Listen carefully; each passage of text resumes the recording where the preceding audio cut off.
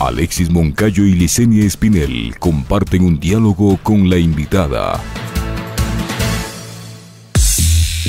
En Punto Noticias hablamos de...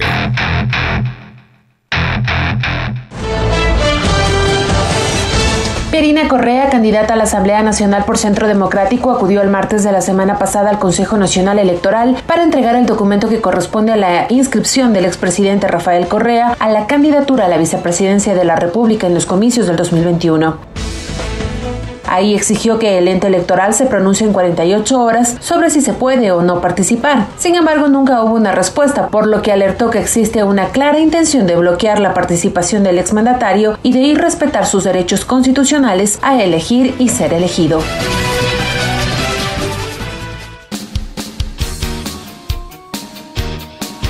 Son las 7 de la mañana con 42 minutos, 7 con 42 minutos. Saludamos entonces a Pierina Correa, candidata a la Asamblea Nacional por la UNES y por Centro Democrático. Buenos días, Pierina, bienvenida. Le saludamos a Alexis Moncayo y quien le habla Licenia Espinel. La primera consulta que le quiero hacer tiene relación a este anuncio hecho ayer por la ministra de Gobierno María Paula Romo en el sentido de limitar la votación a las personas que dejaron digamos, en voluntad de las personas el ir a sufragar pese a ser un derecho constitucional. Se refiere a que no se cobre la multa ni se solicite el certificado de votación como requisito para los trámites. Esto después de aclarar, porque inicialmente ya había propuesto que se debería evitar la obligatoriedad de las personas para que opten por no salir el día de las elecciones a ejercer su derecho al voto. ¿Qué opinión le merece esta declaración de la ministra de Gobierno? ¿Cómo están? Buenos días y muchísimas gracias por la oportunidad. Primeramente, está atentando contra la Constitución que habla claramente sobre la prohibición, so pena de destitución, de la injerencia de un funcionario en una función que no le compete, como es el caso de una ministra de Gobierno tratando de incidir en la función electoral, que en este momento, por disposición también constitucional, es la máxima autoridad en el país y mientras dure el proceso electoral como tal. Segundo, siendo abogada parece desconocer la ley, pues la ley señala claramente que cualquier tipo de modificación que se quiera hacer en cuanto al tema legal debe hacerse hasta máximo un año antes del proceso como tal. Ya pasamos el proceso de primarias, estamos en el proceso de las alianzas, en pocos días más será la convocatoria oficial a elecciones y el proceso de registro de candidaturas, por lo tanto está completamente fuera de lugar esa aseveración, sugerencia o como deseen llamarla. Lo que ella debe hacer como ministra de Gobierno y al tener una fuerte presencia en cuanto a la seguridad y a las facilidades a la población a cargo de la Policía Nacional es justamente crear las condiciones para, tomando en cuenta los temas de bioseguridad, recordemos que ella también es parte del COE Nacional, para que los votantes, los electores, puedan acudir a sus respectivos lugares de votación a consignar su voluntad popular en democracia y de esa manera cumplir con su deber. Existen ya, y desde hace tiempo, la alternativa de que en caso de que por alguna razón justificada no se hubiera podido ejercer el voto físicamente como se estipula, porque estaba de viaje, porque se enfermó, por la razón que fuera, existe la posibilidad de acudir a hacer el trámite ante las diferentes delegaciones del Consejo Nacional Electoral para tener su respectiva certificación que le permita hacer los trámites correspondientes posteriores al proceso electoral. Yo me refería a las contradicciones que hay en los mensajes y en los relatos de parte de las autoridades, ¿no? Por un lado, en el feriado nos dicen, vayan nomás a la playa, tienen total libertad. Nos dicen, vamos a ver si hacemos un plan piloto para que las escuelas vuelvan a clases. Por otro lado, las autoridades electorales nos dicen, ojo, los candidatos van a tener que venir y hacer la inscripción de forma personal, a pesar de que hoy hay un avance tecnológico muy importante, hay firmas electrónicas, pero ahora resulta que les preocupa tanto la seguridad a la señora Romo y al gobierno y a sus delegados en el Consejo Electoral, porque tienen varios delegados en el CNE que quieren... Y en el contencioso electoral. Claro, en todo el aparato estatal, desde luego. Pero ahora resulta que están muy preocupados por la salud de la gente. Entonces nos dicen, vea, si usted no quiere contagiarse, mejor no vaya a votar y quédese nomás en la casa. Usted ha hecho un pedido de información al CNE. ¿Ha tenido respuesta o nada todavía, arquitecto? No, para nada. Para completar lo anterior que dijiste, hay otras contradicciones adicionales, aparte de mentiras contumaces por parte de quienes integran el gobierno, y de manera especial María Paula Romo como ministra de Gobierno. Mira, en el caso del CNE, ¿qué es lo que dicen? Quieren aplicar la obligatoriedad de presencia física para decir, yo acepto la nominación, porque ni siquiera es un registro de candidatura, es una nominación. Es decir, en este momento, una vez concluidas las primarias, estamos en calidad de precandidatos. Entonces, no tiene ninguna congruencia, hacen alusión a un reglamento existente del cual esta parte es una transitoria, no es parte formal del reglamento en pleno, por un lado. Por otro lado, efectivamente es una ironía cuando hay cierre de fronteras a nivel internacional, de nuevo, hay reducción de frecuencias de diferentes medios de transportación, entre otras, y adicionalmente hay las restricciones de movilidad local, movilidad y de reunión estipuladas por el propio estado de emergencia y las decisiones tomadas desde el COE Nacional sobre pretexto de proteger a la población, pero nunca invirtieron $2 ni un centavo de dólar en atacar la pandemia, y por el contrario sí lo destinaron a pagar bonos de deuda externa. Pero otra cosa, ahora, actualmente y desde hace mucho tiempo, tú te puedes casar por poder. O sea, tú puedes estar aquí en el país y casarte con alguien, con tu novia que esté en Siberia. Explico. Aparte de eso, hay una disposición concreta y clara desde el Ejecutivo que señala que durante la pandemia, mientras esté vigente el estado de emergencia sanitaria, toda actividad que pueda realizarse por medios telemáticos será desarrollada así.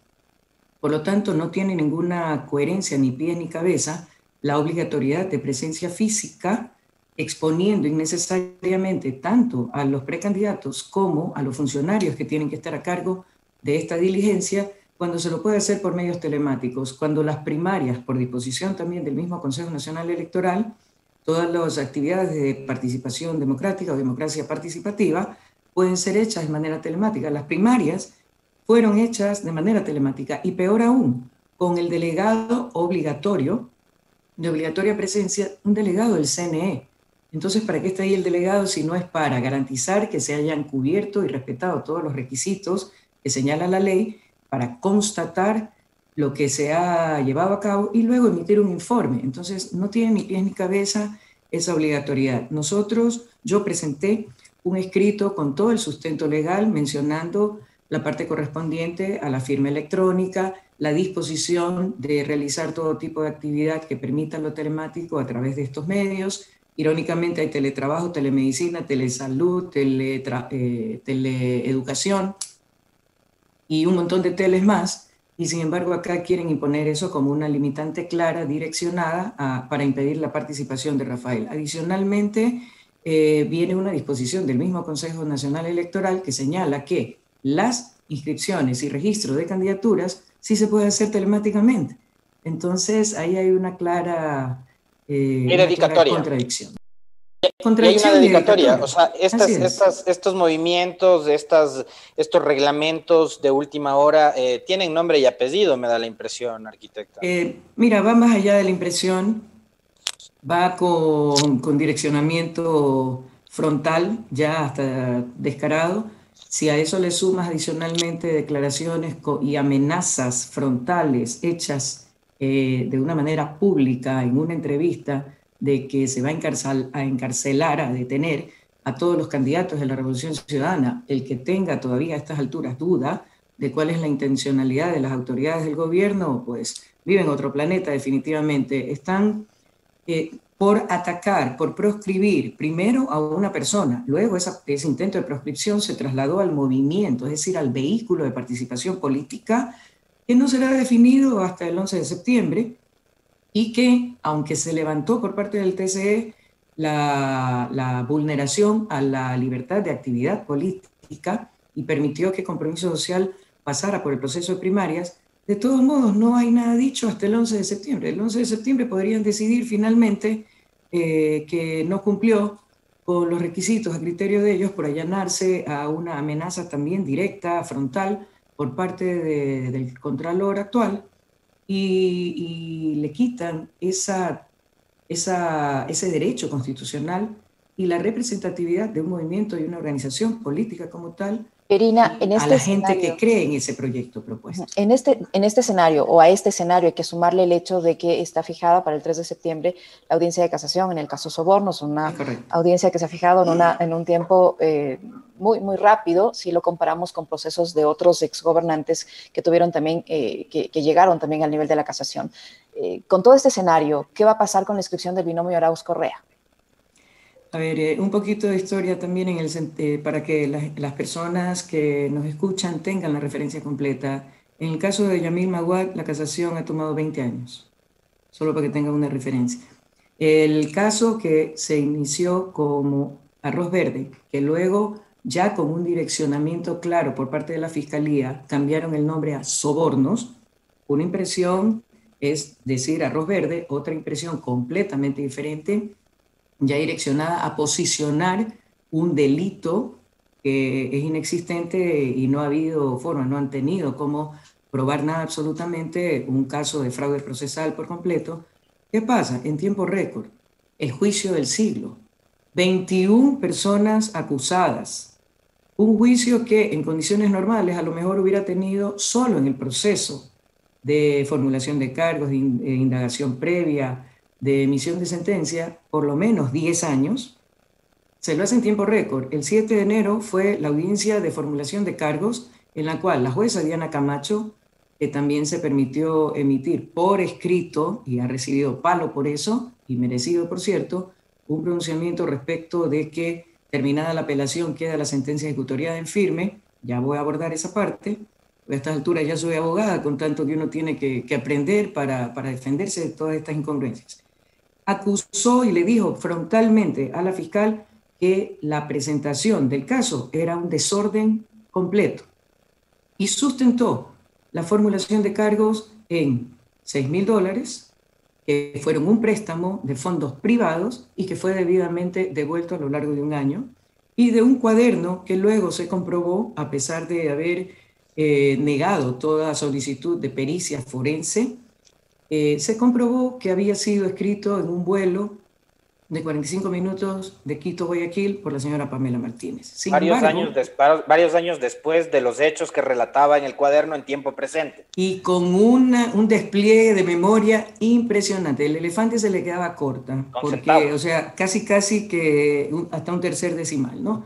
O sea, todo cae de tan ridículo, pero igual han ido pisando el acelerador a fondo. Recuerden que la convocatoria a la fiscal redujo de 130 y pico de testigos que tenía a 56. La convocatoria a la audiencia de sentencia, es decir, de juzgamiento, fue hecha en plena pandemia y respetando las disposiciones puntuales, concretas, cayendo en desacato de la suspensión de actividades y procesos, plazos, tiempos, de todo proceso judicial que estuviera pendiente, excepto, y lo decía así claramente, excepto aquellos casos de flagrancia que no era el de Arroz Verde. Se hizo exponiendo irresponsablemente a todos los actores a un contagio que era completamente innecesario y cuando había más de 2.000 casos que estaban esperando ser atendidos. Luego se hicieron todos los procesos, ha habido recusación, pedido recusación de jueces, por supuesto todos negados, ha habido los recursos horizontales de ampliación, aclaración y pedido de nulidad posterior a cada etapa del proceso, por supuesto también negados, ha habido denuncias de fraude procesal con documentos que constan debidamente desmaterializados y notarizados en el portal justiciaamarrada.org, por supuesto también negados, hasta llegar a la audiencia de la emisión de la sentencia. En la sentencia, el día anterior se mostró que el juez León junto con la secretaria de la Fiscalía habían ellos escrito ya anticipadamente la sentencia entre burlas, sarcasmos, etcétera. Eso se presentó y fue denegado. Pero ¿qué hace el juez? El juez le dice a la fiscal, mire, su teoría del caso no vale, y se la tira abajo. Ese solo hecho, en justicia, en Estado de Derecho y en debido proceso, equivalía al sobreseimiento de los acusados y al archivo de esa causa. Pero no.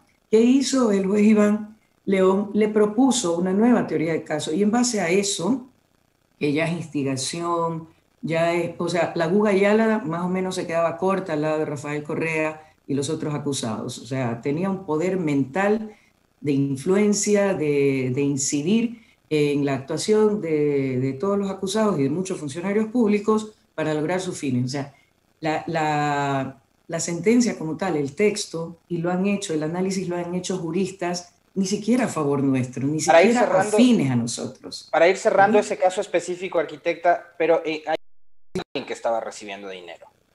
Ahí había alguien que estaba recibiendo dinero. Y ahí hay una empresa que se estaba beneficiando de ese dinero, ¿no?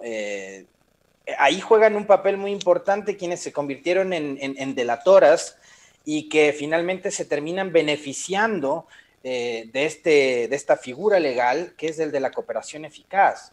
Mira, la cooperación eficaz es porque hubo un abuso de confianza, me parece ahí. Sí, la cooperación eficaz es una figura legal válida y no solamente en nuestro país, sino en otros lados. Lo hemos visto, por ejemplo, con algo de frecuencia en casos sonados en Estados Unidos. Sin embargo, aquí se ha convertido también en otra forma de manipulación y chantaje. Es decir, te detengo, te meto preso, te digo que te voy a acusar por tal delito. A veces hasta cambian el delito, el supuesto delito o acusación original por el cual fue detenida la persona, y luego te dicen, mira, te van a caer 20 años, pero si te acoges a la cooperación eficaz, puede ser que te reduzcamos la pena. Y la cooperación eficaz se traduce vulgarmente en échale lodo o algo, o una palabrita más fuerte, a fulano, mengano y perencejo, para acusarlos y condenarlos, y te bajo la pena. Eso se ha visto clara y descaradamente en los casos de la señora Pamela Martínez y Laura Terán, en el caso que nos atañe en este momento. Pero mira ahora, terminó lo que es el proceso judicial como tal, con la apelación y los recursos horizontales que fueron negados para variar. En ese momento termina toda la parte de pruebas, testimonios verbales, escritos, etc. Y luego hay un proceso, un recurso adicional que se llama, es más, 2 recursos adicionales, que se llama, que está actualmente en curso, la casación. La casación no tiene ya nada que ver con las pruebas y los testimonios. Es un recurso netamente técnico que atañe a la sentencia como tal, a la sentencia. Entonces, y tiene 2 opciones: ser inadmitido, por supuesto debe haber causales para inadmitir, y ahí ya termina el caso y queda la sentencia formalmente ejecutoriada en firme, o ser admitido a trámite, y ahí hay un proceso, hay un tribunal de casación, que eso es algo que también se ha pasado por encima. Como no han hecho concursos formales de mérito y oposición para nombrar nuevos jueces, no existen jueces titulares, son jueces suplentes, y la ley es clara y señala que jueces suplentes no pueden acometer juicios penales. Desde el caso de Iván León lo vinimos sosteniendo, se pidió la recusación en base a ese argumento y por supuesto fue negado. Entonces, ¿qué han hecho en tiempo récord? Recuerden que mencioné que el 7 de enero fue la convocatoria a la audiencia de formulación de cargos, y estamos a 26 de agosto y ya está corriendo el caso, la parte de casación. Entonces, la casación, de acuerdo a los antecedentes que existen, lo menos que podría durar, estamos hablando de un proceso de 4 meses. Y acuérdense que mencioné que en el caso de Yamil Maguad ha tomado 20 años. Entonces, sin embargo, ya ha sido llamada a audiencia para el 3 de septiembre, la audiencia de casación. En esa audiencia, ¿cuál es el proceso? El tribunal a cargo da las directrices de cómo se llevará a cabo la audiencia. Luego, recuerden que son, si bien originalmente 21 acusados, apenas han sido aceptadas a trámite, si no recuerdo mal, 12 pedidos de casación, las otras han sido desestimadas, y tendrán que escuchar por X cantidad de tiempo que el tribunal señala a cada defensa de cada uno de esos acusados, y luego viene la parte de fiscalía y posteriormente viene una réplica de los defensores. ¿Cuánto tiempo tomará eso? De manera seria, de manera profesional. Les pongo como ejemplo la casación de Jorge Glass, tomó un día y eran muchos menos personas, involucradas y, si no recuerdo mal, la audiencia fue llamada para una semana después, algo así. O sea, son libertades pero que entre tiene tanto, el tribunal, entre se ¿no? desarrolla este proceso, ¿ustedes van o no van a inscribir la candidatura Nosotros del vamos a expresidente seguir Correa, todos de los Arauz? procesos. A ver, hay algunos obstáculos. El primero será el tema del reglamento este que pretenden de la presencia física y aceptar la candidatura. Como es una candidatura de ámbito nacional, debería ser en la delegación principal en Quito. Vamos a cumplir con todos los procesos en ley para que nadie diga no cumplieron esto y agarrarse de eso para desestimar la inscripción. Rafael fue nominado candidato a vicepresidente de la República en un proceso de democracia participativa señalada en el Código de la Democracia que se llama primarias, con presencia de un veedor del CNE. Luego, dentro de los 10 días, yo me acercaré el lunes. Se está pidiendo la solicitud de audiencia como corresponde. El lunes estaré en Quito inscribiendo mi candidatura en calidad de cabeza de lista de Asamblea Nacional y la de mi hermano. Soy apoderada de él, por lo tanto tengo la autorización respectiva en lo legal para representarlo en todas las acciones que correspondan y así lo señala el poder. Por lo tanto estaré ahí el lunes. Depende de lo que señalen ellos, si el CNE, si acepta o no la inscripción. No me han respondido. Lo que hizo Diana Tamaín fue en un Twitter, ni siquiera de manera formal, decir que iba a consultar con un juez competente sobre el tema. Hasta el momento ha habido ningún pronunciamiento ni por parte del juez competente, si acaso concretó el pedido, ni de ella como titular de del CNE. Está presentada la documentación y seguiremos todos los procesos. En el supuesto de que acepten la inscripción como tal, seguiremos el proceso respectivo y pues una vez que se convoque elecciones será inscrita formalmente la candidatura tanto de Rafael como de su binomio candidato a la presidencia de la República, Andrés Arauz, y pues seguiremos el proceso que señala el calendario electoral y la reglamentación respectiva. Su nombre sigue ratificado como quien encabezaría la lista de asambleístas nacionales.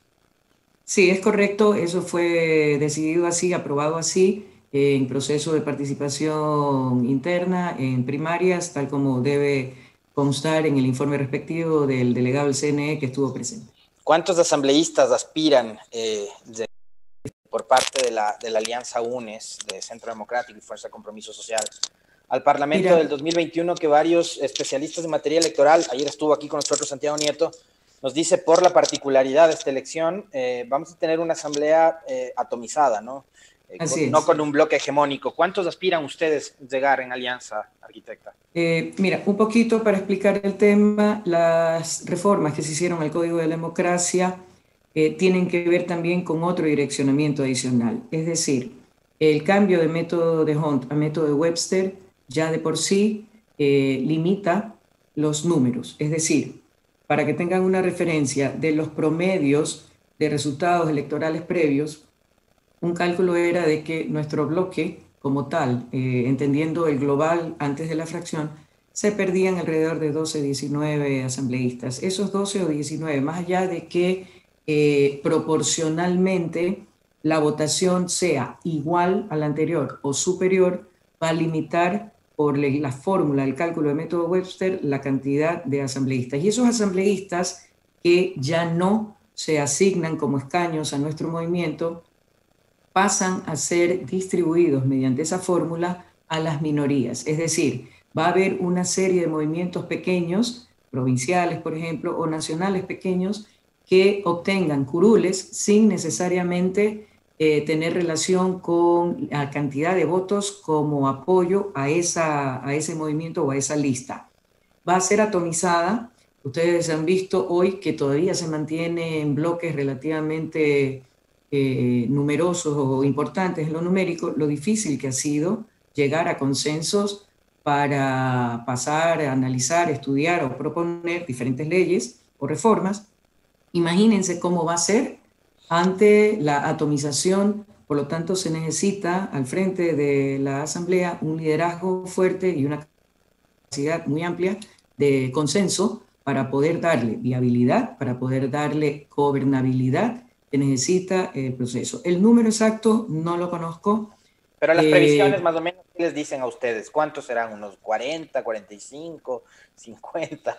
Mira, al momento tenemos por la división 30, 31 asambleístas, se perdieron 2 con la principalización de los suplentes de los 3 asambleístas que tuvieron que dejar el país. Correcto, entonces ahí solo en esa principalización perdimos 2. Mira, acá, por ejemplo, te digo la relación de la nacional. Aspiramos a tener 8 de la nacional, por lo menos.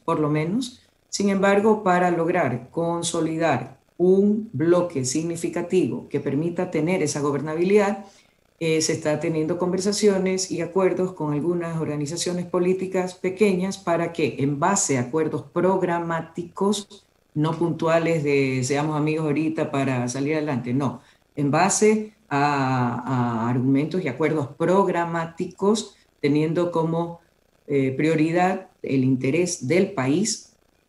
Estamos ya en conversaciones para acuerdos y para poder consolidar esa mayoría entre nuestro bloque y eventuales aliados en la Asamblea.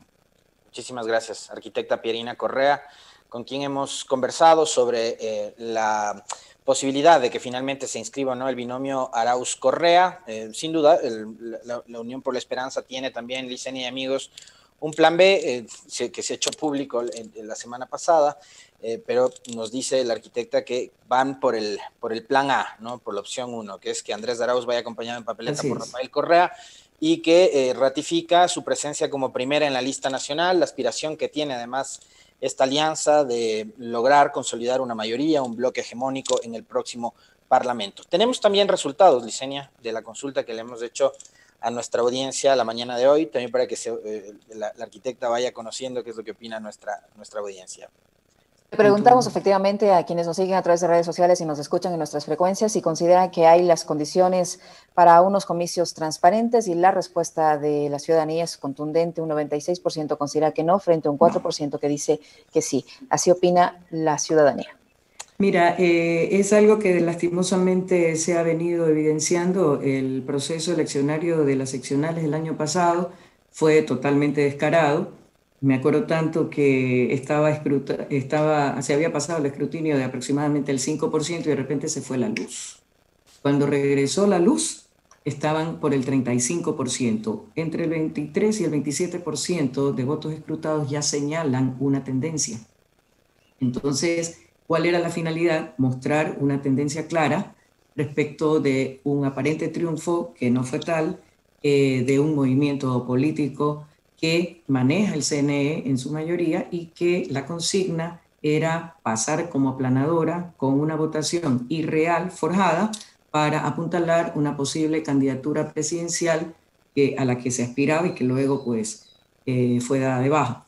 Entonces, ¿qué es lo que nosotros pedimos? Nosotros pedimos Estado de Derecho, debidos procesos, un proceso democrático, claro, transparente para todas las organizaciones sociales, no solo para nosotros. Este no es un pedido para nosotros, pedimos para todos los actores sociales, para todos los binomios, para todas las candidaturas que se han presentado, para todos los movimientos que estén participando, y un respeto inclaudicable a la voluntad popular ejercida en libertad. Es decir, yo como elector, como ciudadano, quiero votar por Alexis y por Licenia en binomio, y nadie tiene por qué evitármelo, nadie tiene por qué tergiversar mi voluntad de ninguna manera. Se pide transparencia, ojalá que haya, y ojo, con todos los procesos y disposiciones que están dando, están violentando no solamente el derecho constitucional claramente estipulado de ser elegidos en contra de nosotros como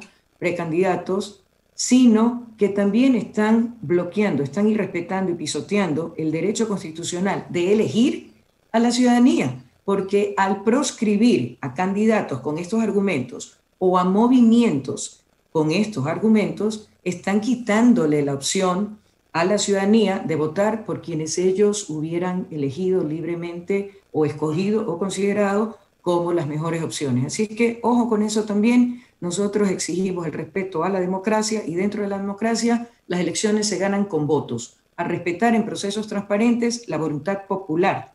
y que sea lo que la ciudadanía escoja como visión del país que quieren. Yo creo que esa es la base del ejercicio democrático en respeto. Muchísimas gracias. Muchísimas gracias, Pierina. 8:14 minutos. Alexis. Gracias, Licenia, por la oportunidad. Un abrazo y a protegerse del COVID, por favor. Punto Noticias. Estamos en las noticias que hacen historia.